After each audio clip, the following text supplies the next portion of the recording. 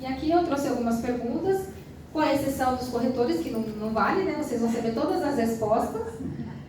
Eu gostaria de verificar com vocês aqui. O paciente tem direito a home care pelo plano de saúde? Quem acha que sim, levanta a mão. E quem acha, né? Quem acha que não? Acho que depende do plano, né? Olha que legal. Depende, né? Eu adoro essa resposta. Depende. Olha, sim. Então, com a indicação médica, o que vai dizer, né? Na verdade, normalmente, quem que dita isso? É o médico. O médico é que sabe o que o paciente precisa, né, para aquele tratamento. Porque muitas vezes não há necessidade do paciente ficar internado, ficar ali no hospital, inclusive gerando até mais custo para o hospital. Então, ele pode ser tratado em casa, só que ele precisa de um apoio. Então, com a indicação médica, sim, as pessoas têm direito ao home care. Foi uma das coisas que passou esse meu amigo. Ele estava tetraplégico, ele teve alta, não tinha o que fazer, tetraplégico e com câncer. Então, na verdade, eles queriam mandar ele para acho que hospital paliativo, a família falou, não. A gente vai levar ele para casa, a gente vai cuidar dele até quando der. E aí ele em casa, sim, ele tinha direito a home care. Né? E o plano de saúde, na época, não queria cobrir, né? Mas conseguimos o home care para ele.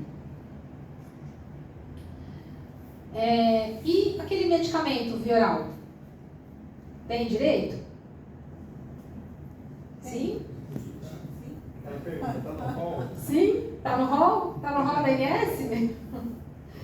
Então vamos lá.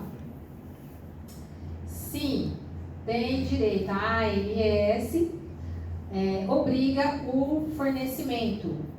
Mas sim, gente, também é uma briga jurídica, porque principalmente nessas questões de câncer, o valor dos medicamentos são altíssimos. Então é sempre uma luta, mas sim, tem direito. E os autistas, que é uma coisa atual, né, uma coisa bem recente, eles precisam de uma equipe multidisciplinar. O que vocês acham? O plano de saúde tem que custear essa galera ou não? Sim. Você não pode responder. Você sabe tudo, você vai tirar 10. Bom, então vamos lá, né? Nossa, ele nem é japonês, ó, tá respondendo tudo certinho aqui, ó.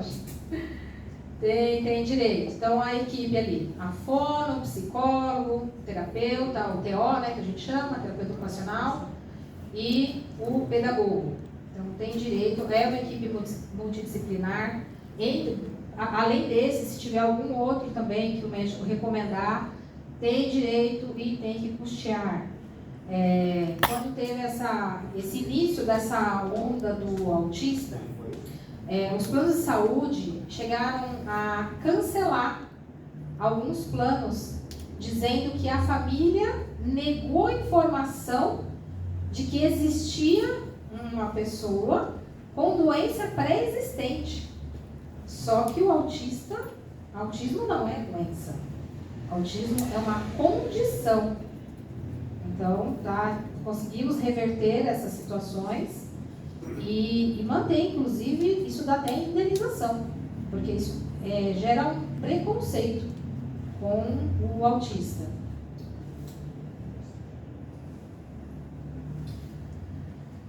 E na carência, o plano de saúde ele cobre urgência e emergência? Então, fui lá, contratei, não responde, hein? Fui lá, contratei o plano de saúde e cheguei em casa, sei lá, tive um pico de pressão alta, deu ruim, alguma coisa. Mas eu contratei ontem o plano, como é que faz? Eu tenho aí carência aí de 30, 60 dias, um monte de carência, né? Posso usar ou vou ter que ir para o SUS?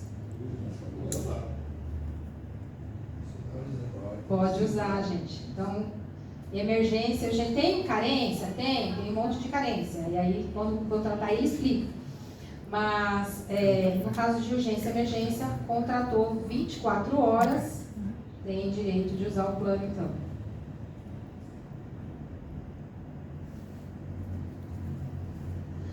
Plano de saúde pode descredenciar hospitais e clínicas livremente?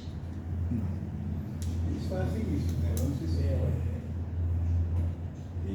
Eu acho que é complicado, porque se você contrata um plano de saúde em razão de um hospital em específico, 2 ou 3, quando ele vai lá e cancela, você está sendo agredido nas informações que você recebeu como consumidor. Pois é. Aí eu recebi o contato de uma cliente que ela contratou o plano porque ela estava planejando um bebê. E aí ela falou, eu quero ter meu bebê no hospital X. Então eu vou contratar o plano de saúde, porque tem cobertura nesse hospital e está dentro das condições. E aí ela foi lá e contratou o plano. E aí ela já estava gestante e o hospital foi descredenciado. E aí ela falou, doutora, e agora? Porque eu estou grávida e se eu for contratar outro plano, não vai ter a cobertura do parto. O que eu faço? Aí veio a pergunta. Tá, esse hospital foi descredenciado, mas tem outro hospital que oferece as mesmas condições na mesma região? Aí a resposta dela foi, tem.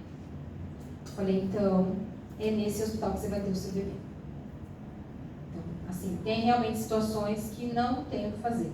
Não dá para fazer aventura jurídica. Tá? Então, Mas tem singularidade. exatamente. Então, sim, né, eles podem descredenciar, mas desde que mantenha ali uma rede equivalente. Pode falar. Doutora, recentemente teve uma resolução normativa 523, 521, bem recente, que fala que se descredenciar, ele automaticamente tem direito à portabilidade para outro plano. Então, nesse caso, isso aí é 2025. Neste caso, ela conseguiria ir para outro plano sem carência nenhuma. Dá para a gente trabalhar sobre isso. Dá pra gente trabalhar nesse caso, tá? Porque essa cliente, ela continua grávida, ela ainda não teve o bebê dela. Ótimo. É muito recente mesmo essa situação. E sim, eu estou monitorando juntamente com ela, por causa dessa questão, o que eu estava investigando era essa questão da equivalência e da região. Porque ela falou assim, eles estão mudando o tempo todo. Então agora ela foi lá para o outro. Ela falou, só que eu não sei, eu estou insegura, porque eu não sei. Provavelmente mudaram ano passado, porque a lei já tinha saído para vigor. E aí conseguiram postergar para ser aplicada. E nessa situação, vai precisar da advogada ou dá para fazer no administrativo? Já consigo fazer. Consegue fazer no administrativo? O que pode pegar aí, talvez, de problema, seja o valor do mensal. Da mensalidade, Você pega 1 é 2, outro é 4, talvez, então tem esse aspecto que precisa considerar. Esse aspecto eu considero. Muito bacana. Se atrasar o pagamento do boleto, o plano pode cancelar? Depende de quantos meses. Adoro, todo mundo fala pode, sair de casa. Eu acho que aí depende, né? Se você tiver comunicado, depende de quanto em quanto você atrasou. O atraso é uma coisa, a implicância é mais amplo que isso. Você recebeu comunicação, não pagou, 2, 3 parcelas, eu acho que... Olha que interessante. O doutor Fernando falou assim, ele falou de uma maneira muito natural. Ele não pensou para dizer, né? Porque para nós é o comum, é o natural, mas no dia a dia a gente não para refletir sobre isso. Ele foi comunicado, ele recebeu o comunicado de que estava em atraso? Então, se ele não recebeu, a gente já tem ali uma questão que pode ser discutida. Porque precisa notificar. E o período também, qual é o prazo? 2 meses, porém, surgiu uma nova lei também, 2025 também, que se ele está 1 mês em atraso, mesmo que ele pague a próxima fatura, não pode ser cancelado. Ele pode deixar uma parcela em atraso, a Deus dará. Ou seja, ele não pode deixar vencer 2 parcelas. Então, por Então, quê? você fala, porque eles podiam ficar devendo até a terceira. Né? Duas parcelas. Só não poderia ser subsequente. Então, dentro do período de 12 meses, consecutivas ou não. Isso. É isso? Então veio informação atualizada aí na memória. Muito bem. E aí, o que aconteceu? Um cliente, normalmente, é o filho, enfim, né, da pessoa, né, que acaba nos procurando. Doutora, minha mãe tem 70 e tralalá de anos, e aí ela foi passar na consulta dela, inclusive ela está fazendo um tratamento neurológico, e chegou lá, a moça falou assim, a senhora não vai poder passar, porque o seu plano foi cancelado, porque a senhora não fez o pagamento. Aí ele falou, só tem uma coisa, doutora, como a minha mãe já tem certa idade e tem um problema neurológico, eu cuido das coisas dela. Então, o que eu fiz com todas as contas dela, não só do plano de saúde? Eu coloquei débito automático. Então, na conta dela já cai o dinheirinho dela e já, as contas já debitam automaticamente. Como assim o plano não foi pago? Então, o plano de saúde não debitou da conta, mandou a notificação via e-mail para ela. Gente, nem eu leio e-mail, imagina. Imagina uma pessoa que E aí, então, ou seja, tinha lá os requisitos, né? Não foi feito o pagamento, tinha a notificação, portanto, cancelado. E não, da forma administrativa, recusou. Não vai. Cancelou. E aí, para fazer outro plano, carência, etc. E aí ele falou, e ela precisa continuar o tratamento, ela não pode ficar sem o tratamento. Eu falei, ok, então, tem condições? Dá para ir pagando no particular até a gente resolver? Ok. Tem. Então tá bom. Então, não deixa ela sem o tratamento, paga no particular, me manda os recibos pra gente reaver esse valor, e a gente vai reativar esse plano. E aí, claro, via judicial, nós reativamos, porque aí caracteriza até uma má-fé. Aliás, o meu parceiro que me indicou esse caso está ali. Da operadora naquela situação. Agora, ontem, recebi o contato de uma cliente, está desesperada, porque a mãe dela tem 89 anos de idade. O pai dela faleceu no início desse mês, no dia 11. O plano de saúde deles era um plano empresarial, estava no CNPJ. Ele faleceu no dia 11. No dia 12, segundo a operadora, eles receberam um requerimento dele, do falecido, do morto, cancelando o plano de saúde. No dia 12. Com número de protocolo e tudo mais. E o plano está cancelado, o requerimento do titular. E a senhora tem 89 anos de idade, gente. Ela não dá. Não tem como. E aí, enfim, então são esses desafios. São coisas que a gente ouve e a gente fala, não é possível, gente. Será que isso acontece? Acontece. Acontece. De monte. Então é isso. Então não imediato. O cancelamento não pode ocorrer após o primeiro dia. A regra lá, 60 dias nos 12 últimos meses.